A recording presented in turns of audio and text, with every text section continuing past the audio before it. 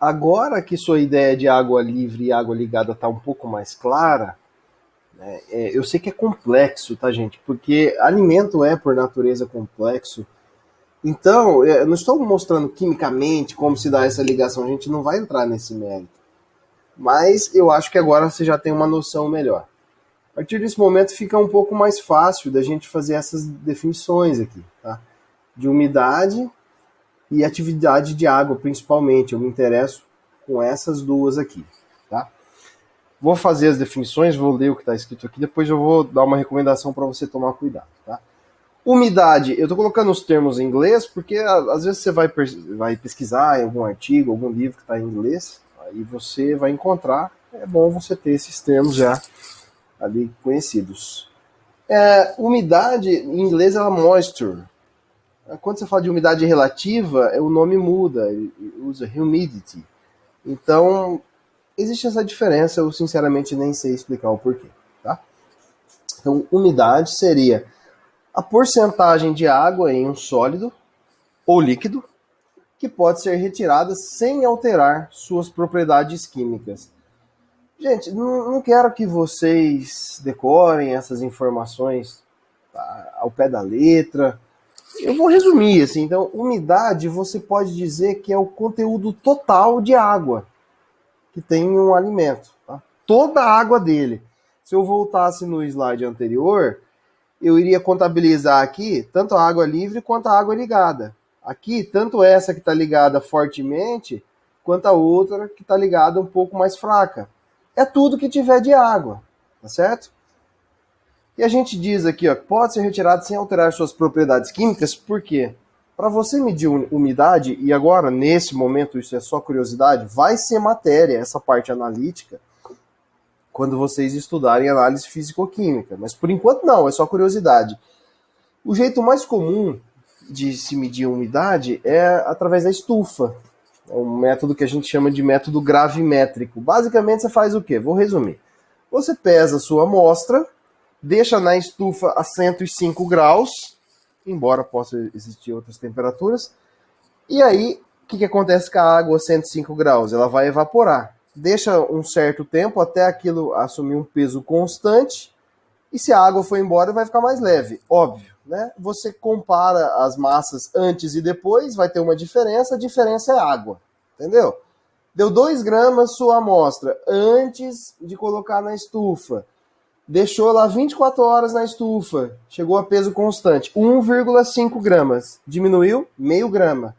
Quem que é esse meio grama? Água. Simples. Simples.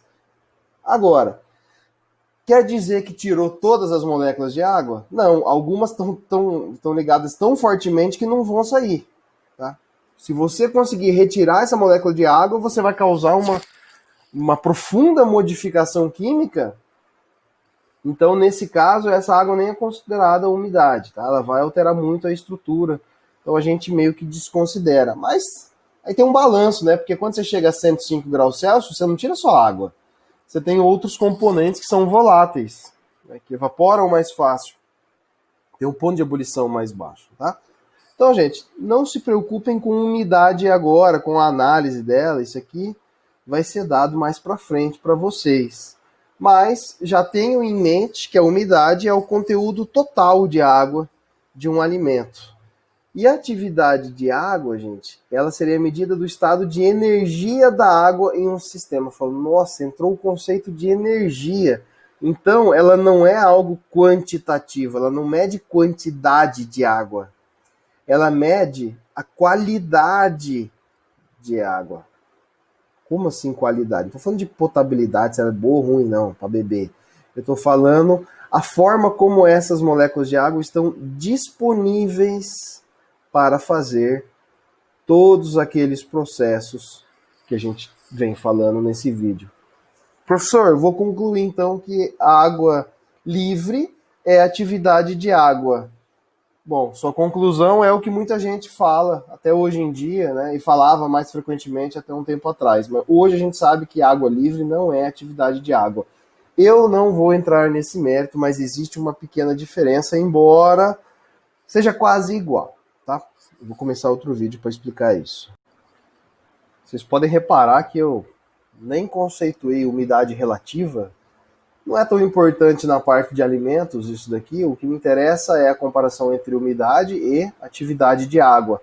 Tá?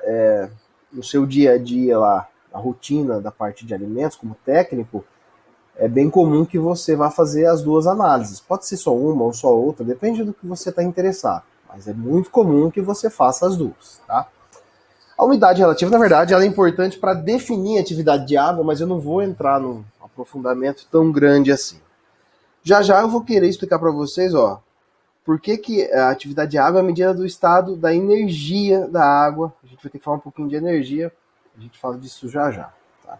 Então, como eu disse, a umidade tem vários métodos para determinar. A gravimetria é o mais comum, aquele método da estufa, falei método gravimétrico.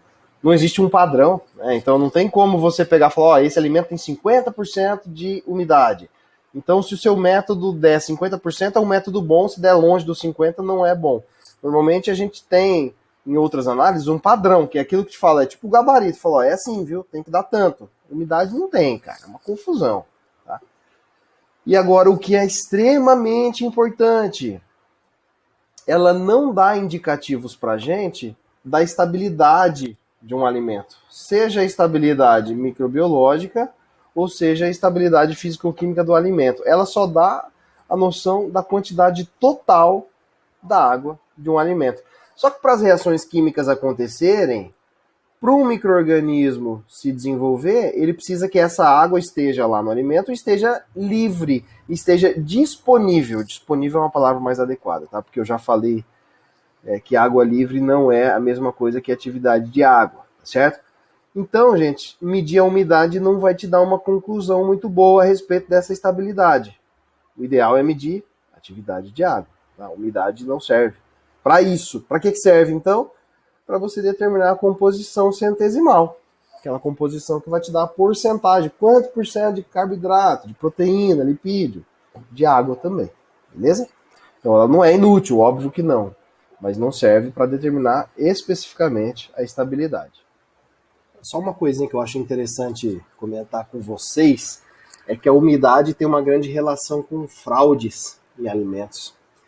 Por quê? O custo da matéria-prima, normalmente ele é baseado no peso. Você compra e vende as coisas por peso. Tá? Então o que alguns fabricantes mal intencionados fazem? Eles tentam colocar mais água no produto para ficar mais pesado, né? E lucrar mais. Óbvio que isso é algo ilícito.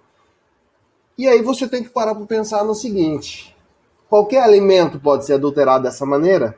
Óbvio que não, né? Só os alimentos que têm maior teor de umidade, ou seja, os alimentos que já têm muita água na sua composição, é que podem ser adulterados dessa maneira. Você não vai adulterar uma farinha colocando água, né, filho? Não vai fazer sentido nenhum, tá? Mas um leite, por exemplo, que já tem uma umidade lá nas alturas, você pode fazer. Então fica mais complicado de perceber.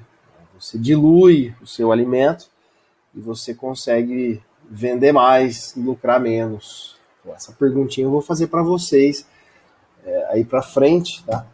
Porque quando você acrescenta água total, a princípio, se você não está afetando a disponibilidade da água ali, você não está afetando a estabilidade do produto, mas você está sendo bem sacana, porque você está passando, vamos dizer assim, mais caro algo que deveria ser mais barato, porque ele está justamente adulterado. Bom, gente, isso daqui é a definição matemática de atividade de água. Você fala, agora ferrou, entrou conta, entrou equação, mas eu não vou focar nessa definição, nessa formalidade matemática. Eu quero que você entenda melhor o conceito, tá certo?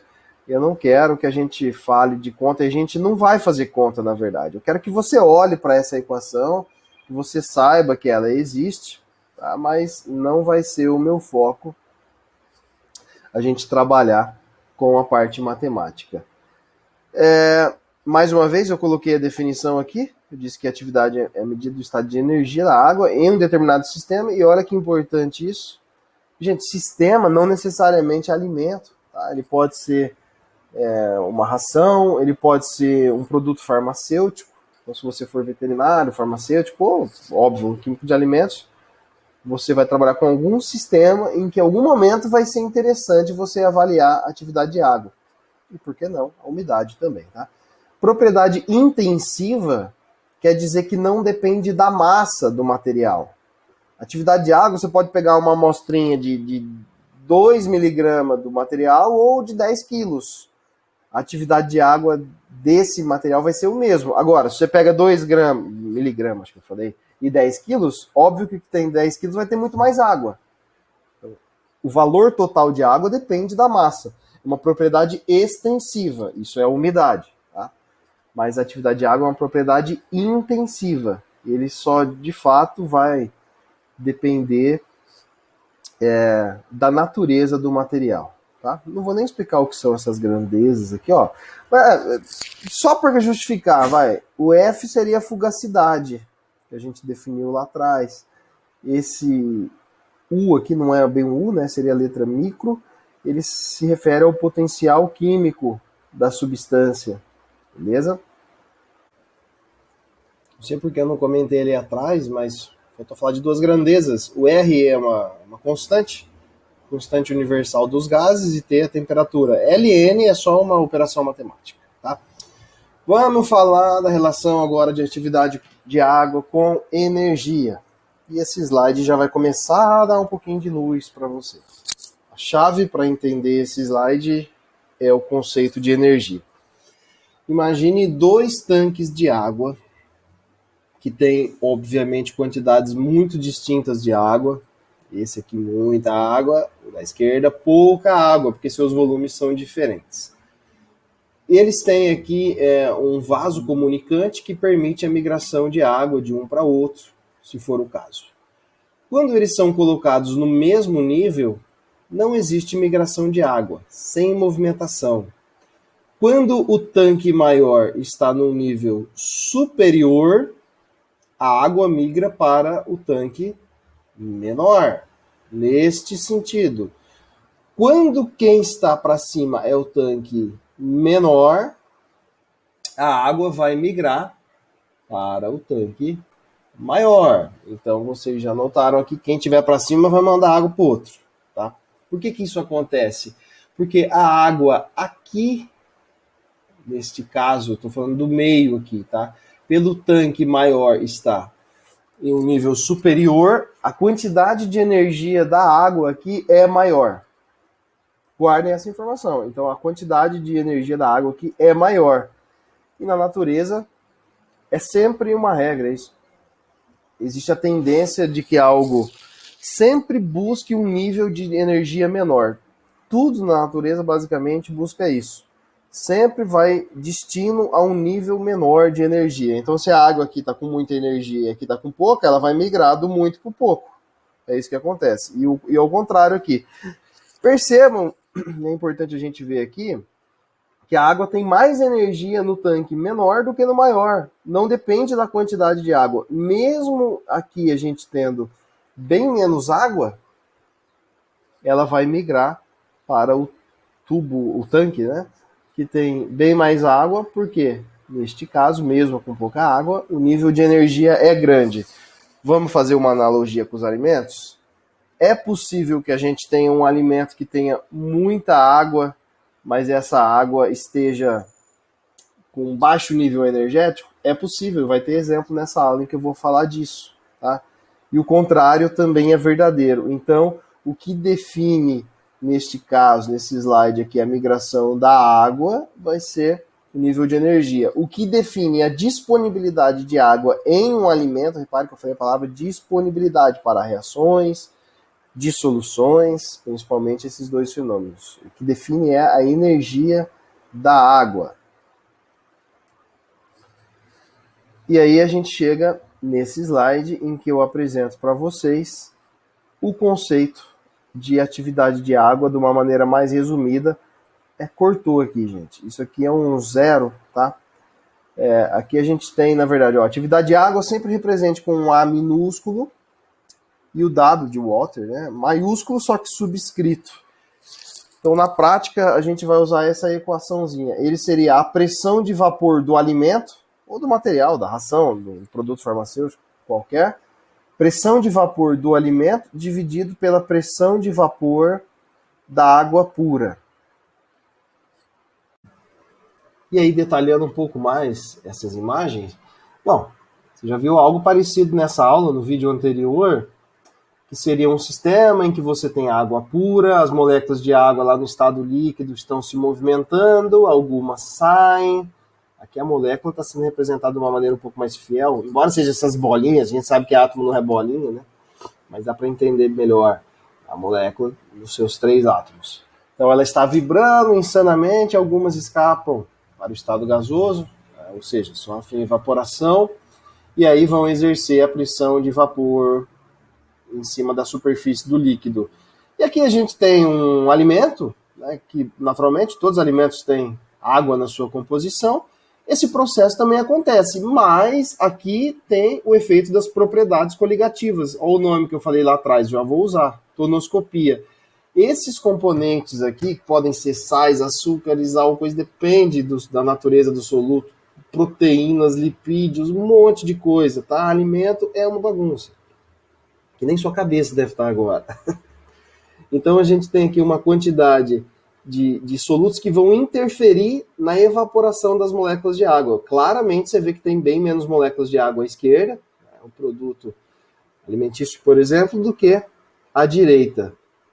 Então, gente, uma coisa importante é que, só para fazer essa comparação, a gente faz em sistema fechado. Fechado é aquele sistema que não troca massa com a vizinhança, mantendo temperatura e pressão constantes, para que a gente tenha a obtenção do equilíbrio. De novo, o equilíbrio como que é obtido? Quando, para cada molécula que evapora, você tem uma molécula sofrendo o processo de condensação.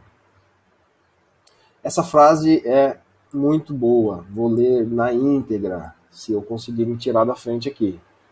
Aqui já está melhor. Então, ó, o significado químico, o significado molecular da atividade de água, ela indica, gente, a intensidade das forças que unem a água com outros componentes não aquosos. Vamos com calma. Água com água tem interação. As moléculas de água aqui no líquido, elas interagem entre si. Vocês já sabem isso melhor que eu. O nome disso é ponte de hidrogênio. Por isso que a gente estudou tanto ponte de hidrogênio. Por isso e por outras questões também. Tá? Então, ó, para modificar o valor de pressão de vapor, que é o que a gente tinha aqui, a água sai menos do alimento, a gente precisa ter a interação da água com outros componentes, que são componentes não aquosos, porque não vale a interação dela com ela mesma. Tá? Então, ó, indica a intensidade das forças que unem a água com outros componentes não aquosos. Quem são? Os sais, os carboidratos, os lipídios, as proteínas. Tá? A gente vai estudar todos esses caras mais para frente. E, consequentemente, a água disponível para o crescimento de micro-organismos e para que se possam realizar diferentes reações químicas e bioquímicas. Em síntese, a água que não está ligada tão forte, repare que eu não falei ligada ou não ligada, eu falei da intensidade, a força com a qual ela se liga. Tá? Se estiver muito ligado muito intensamente, ela não estará disponível para o micro-organismo crescer e para as reações bioquímicas, químicas, enzimáticas acontecerem.